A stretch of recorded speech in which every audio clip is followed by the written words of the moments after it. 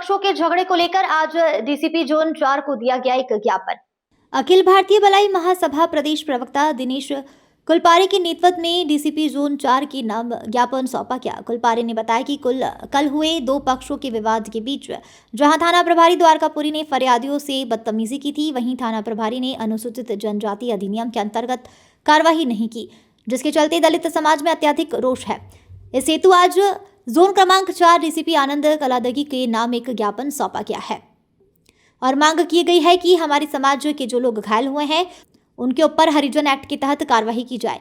DCP के मौजूद न होने पर एसीपी शिवेंदु जोशी को ज्ञापन दिया गया। एसीपी ने बात को गंभीरता से लेते हुए भलाई समाज के लोगों को आश्वासन दिया है कि हम पूरी गंभीरता को देखते हुए उक्त लोगों पर हरिजन एक्ट की कार्रवाई करेंगे। वो बसोर समाज को मतलब उल्टा शब्द बोलते थे और छूत छात मानते थे ज़्यादा, और हम तो बीच बचाव में पीछे से डंडे से हमला कर रहे थे और हम हथियार भी लेके गए थे, वो भारी हथियार भी लेके रखे थे, डंडे हॉकी। कौन लोगों ने आपको हथियार से हमला किया था? साहू समाज। हाँ, तो अभी जब आप यहाँ आए तो अधिकारी के द्वारा क्या कहा गया? अब कार्रवाई करनी चाहिए। कल आपने वहाँ पे अपना जाति प्रमाण पत्र भी दिया था, इसके बाद भी वहाँ कार्रवाई नहीं हुई। अब आप क्या चाह रहे हैं? हमको बस न्याय मिलना चाहिए। ये आपके ऊपर जो हमला किया था किसने किया? वो उनके साहू समाज के, उनके परिवार वालों ने हमला पीछे से करा था। 15-20 लोग आपका कितने लोग थे वहाँ पे? 15-20 जने थे और हम 4 जने। हमारा जो धानुक समाज के लोग हैं बहुत ही मतलब निम्न मध्यम वर्गीय परिवार के लोग हैं, उनके साथ में साहू समाज के लोग जो कि अवैध कारोबार से जुड़े हुए हैं, उन लोगों ने मारपीट करी। एक भैया हमारे रोहन, रोहित, पिंकी बाई, ज्योति बाई, इनके साथ में मारपीट करी, गाली गलौज करी, जाति सूचक शब्दों के साथ में उनका भेदभावपूर्ण तरीके से भेदभाव करते हैं और इस भेदभाव को करते करते बहुत समय हो गया। उसी को लेकर हम आज डीसीपी आनंद कलादगी साहब के यहाँ पर ज्ञापन देने आए थे। हमारी शिकायत ये रही है कि कल जब हमारे परिवार के लोग, हमारे समाज के लोग वहाँ गए थे तो पुलिस प्रशासन द्वारा भी अभद्रतापूर्ण व्यवहार किया गया उनके साथ में। पुलिस प्रभारी, थाना प्रभारी द्वारा गाली गलौज की गई, जिसको लेकर हम थाना प्रभारी की भी शिकायत करने यहाँ पर पहुँचे थे।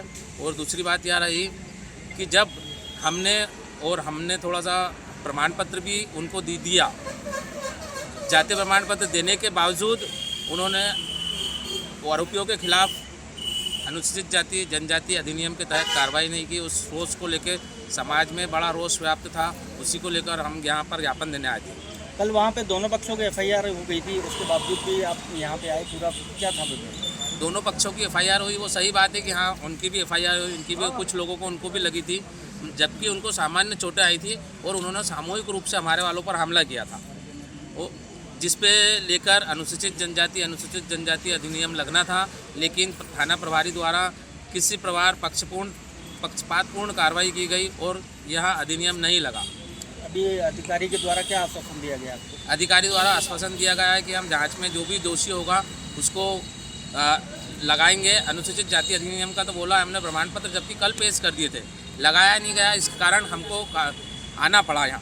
द्वारकापुरी थाना क्षेत्र अंतर्गत कल दो पक्षों में विवाद की स्थिति बन गई थी और विवाद के चलते उनके बीच में हाथापाई मारपीट की स्थिति भी बनी। उसमें से एक साहू समाज के थे और दूसरे धानुक समाज के लोग थे और इसी को लेकर के एफआईआर जो है दोनों पक्षों की थाना द्वारकापुरी में पंजीबद्ध हुई। उसमें क्योंकि एक समाज जो है वो एससी वर्ग से आता है तो उनके 2-3 पॉइंट थे जिनको लेकर के उन्होंने आज अपना आवेदन आकर के डीसीपी कार्यालय में दिया है। उनका पहला पॉइंट है कि इसमें यदि उनके खिलाफ जातिगत शब्दों का उपयोग किया गया है तो SC/ST की धाराएँ SC/ST एक्ट की धाराएँ उसमें बढ़ाई जाए। दूसरा उनका है कि जो परिवार है इनकी संलिप्तता किसी अवैध गतिविधियों में तो उसकी जांच करके उसके खिलाफ कार्रवाई की जाए और वहाँ पर जो इन लोगों को आने जाने से रास्ता रोका जाता है ऐसा इनका कहना, उसकी भी जांच कराई जाए। इन तीनों विषयों पे उनका आवेदन लिया गया, उन्होंने आश्वासन दिया गया है कि इस पे जांच करा करके यथोचित कार्रवाई पुलिस करेगी। उनका ये भी था कि पुलिस ने उनके साथ में किया था, कुछ ऐसा व्यवहार किया था जो उनको ठीक नहीं लगा, पर दोनों पक्ष जब थाने पहुँचे थे तो थाने पर आकर के उन्होंने हाथापाई की स्थिति बन गई थी। उस विषय का संज्ञान लेते हुए थाना प्रभारी ने उन दोनों को कंट्रोल करने के लिए वहाँ पर उनको बोला था, उनको बताया गया, लोग उससे सैटिस्फाइड दिखाई दे।